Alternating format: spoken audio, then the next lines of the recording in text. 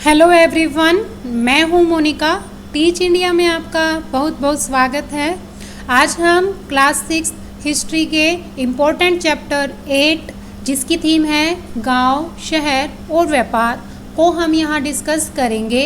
मेरा कंटेंट अगर आपको अच्छा लगता है तो वीडियो को लाइक करें, चैनल को सब्सक्राइब करें और अपनी राय कमेंट सेक्शन में ज़रूर दें। लास्ट चैप्टर में हमने मौर्य साम्राज्य और उसके बाद में शासन करने वाले वंशों के बारे में जाना था।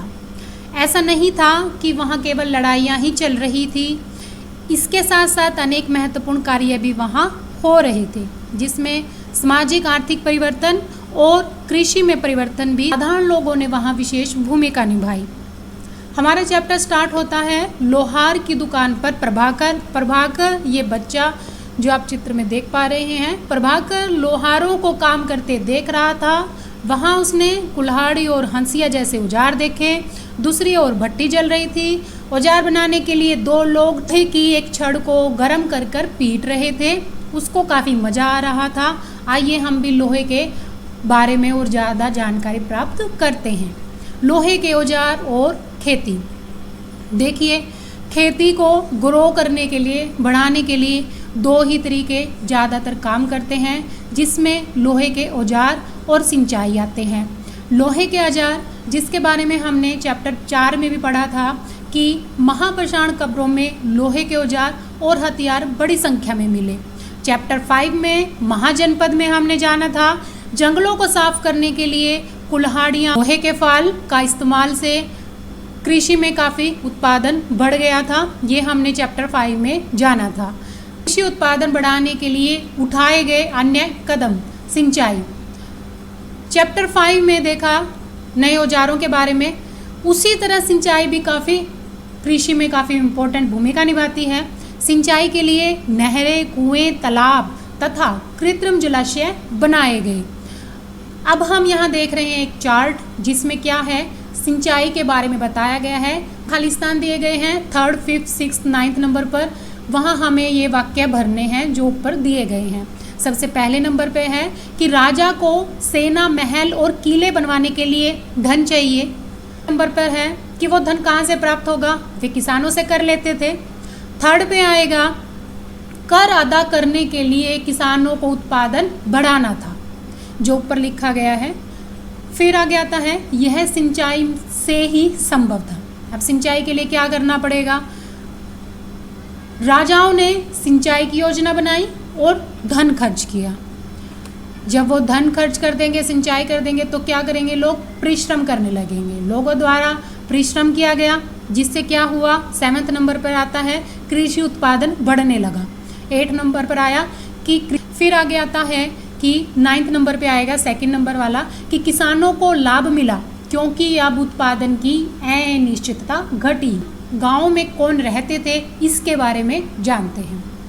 देखिए, भारत के उत्तरी हिस्से और दक्षिण हिस्से में गाँव में, अधिकांश गाँव में 3 तरह के लोग रहते थे। किसान हैं जिनके पास ज़्यादा ज़मीन है, साधारण हैं, उनसे भूमिहीन मजदूर है जिनके पास ज़मीन नहीं है। व्यक्ति वही हैं, पर उत्तरी हिस्से और दक्षिण हिस्से में ही तीनों ही प्रकार के लोगों को अलग अलग नामों से जाना जाता है। आइए पहले हम दक्षिण हिस्से के अधिकांश जो लोग हैं उनके बारे में जानते हैं। तमिल क्षेत्र के बड़े भूस्वामियों को के पास सबसे ज़्यादा जमीन है, बड़े भूस्वामी, उनको वेलला तथा साधारण हलवाहे को उणवार और भूमिहीन मजदूर दास कडेसियार और अदमाई कहा जाता था। जो बड़े, हम उत्तरी हिस्से के अधिकांश जो गांव में लोग रहते थे उनके बारे में जानेंगे। जिनके जो ग्राम भोजक है, जिसके पास सबसे ज़्यादा ज़मीन है, वो है गांव का प्रधान व्यक्ति ग्राम भोजक कहलाता है। यह जो पद है वो आनुवंशिक है, एक पीढ़ी से दूसरी पीढ़ी चलता रहता है। ग्राम भोजक के पद पर आमतौर पर गांव का सबसे बड़ा भूस्वामी, जिसके पास सबसे ज़्यादा ज़मीन है, वो होता है। ज़मीन पर कौन लोग काम करते हैं, दास और मजदूर। देखिए, उसके पास इतनी ज़्यादा ज़मीन है कि राजा ने भी उसे और अन्य काम सौंपे गए हैं कि वो गाँवों से टैक्स प्राप्त करना, न्यायाधीश, फैसला सुनाना और कभी कभी पुलिस का काम भी ये लोग करते थे। कौन, ग्राम भोजक, जिसके पास सबसे ज़्यादा ज़मीन है।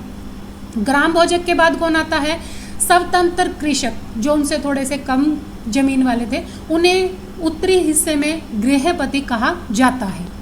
फिर उनके बाद आते हैं ऐसे लोग, स्त्री व पुरुष जिनके पास जमीन नहीं है, उन्हें दास की श्रेणी में रखा गया है। उन्हें कर्मकार कहा जाता है, जिन्हें दूसरों की जमीन पर काम करके अपनी जीविका चलानी पड़ती है। ठीक है, यहाँ 3 लोग पढ़े। दक्षिण हिस्से में हमने वेला, उनवार और अदमई कड़ीसियार के बारे में जाना। उत्तरी हिस्से में हमने जाना ग्राम भोजक के बारे में, गृहपति के बारे में और कर्मकार के बारे में। ठीक है, ये 3 तरह के लोग थे।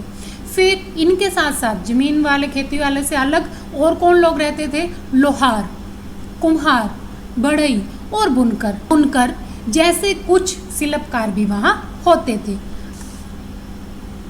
प्राचीनतम तमिल रचनाएं, तमिल की प्राचीनतम रचनाओं को संगम साहित्य कहते हैं। ये लाइन काफ़ी इंपॉर्टेंट है कि इन्हें संगम साहित्य कहा जाता है।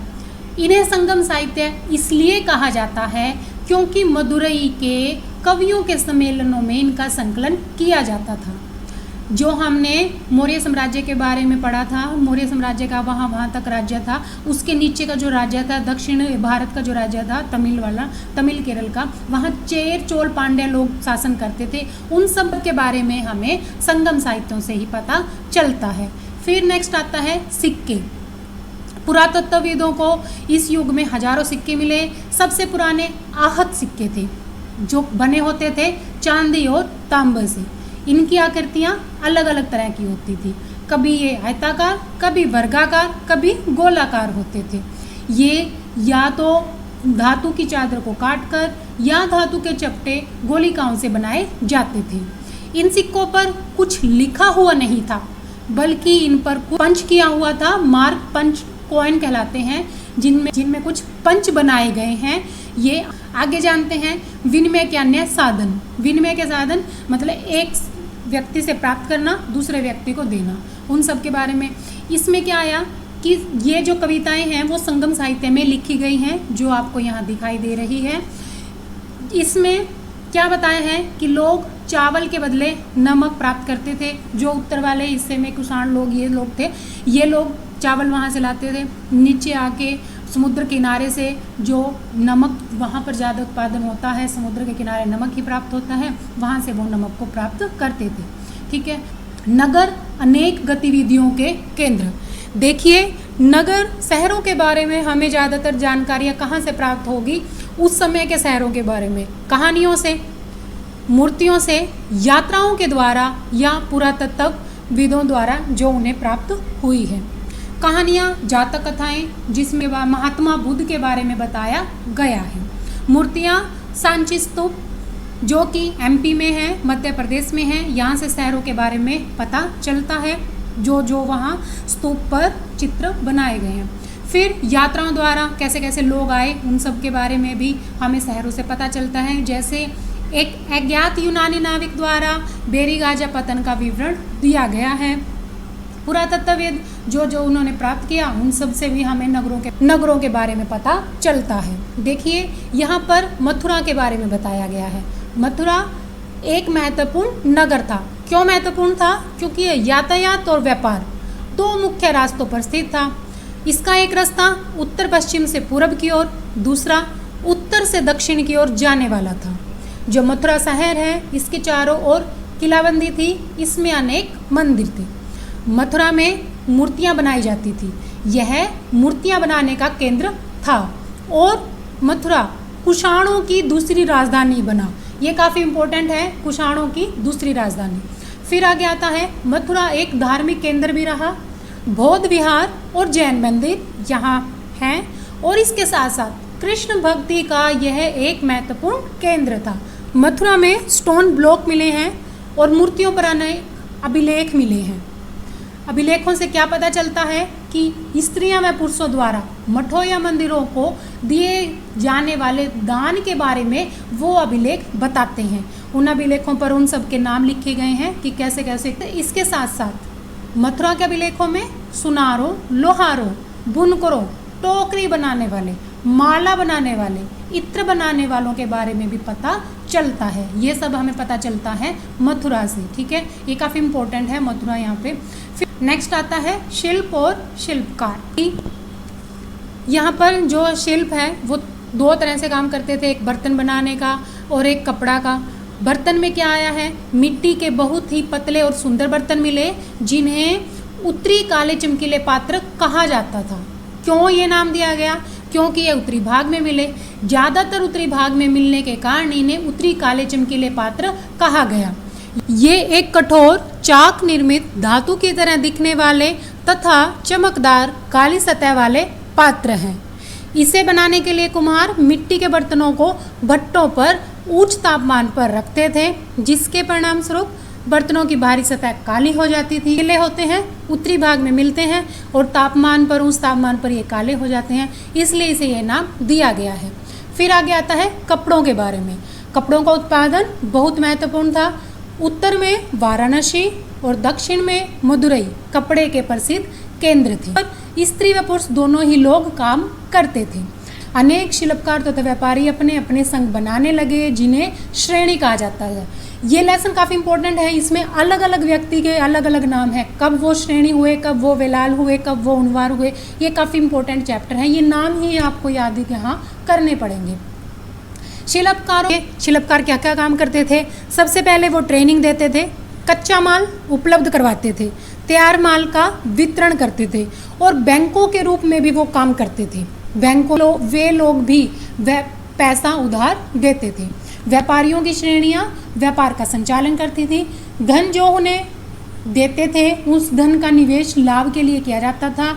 इससे मिले लाभ का कुछ हिस्सा जमा करने वालों को लौटा दिया जाता था या फिर मठ आदि धार्मिक संस्थाओं में यह लगा दिया जाता था। ये काफ़ी इंपॉर्टेंट है, व्यापारी लोग क्या क्या काम करते थे। फिर नेक्स्ट आता है सूत कातने और बुनने के नियम। ये नियम अर्थशास्त्र के हैं, जिसके बारे में हमने 7th चैप्टर में पढ़ा था। इसके बारे में आप कमेंट बॉक्स में बताएंगे कि अर्थशास्त्र बुक किसने लिखी है। इसमें वर्णन किया गया है कि किस प्रकार एक विशेष पदाधिकारी की देखरेख में कारखानों में सूत की कताई और बुनाई की जाती थी। यहाँ महिलाओं के कार्य में बताया गया है। नेक्स्ट आता है अरिका मेड़ू, जिसके बारे में हम नेक्स्ट पार्ट में पढ़ेंगे। तब तक के लिए thank you, thanks for watching.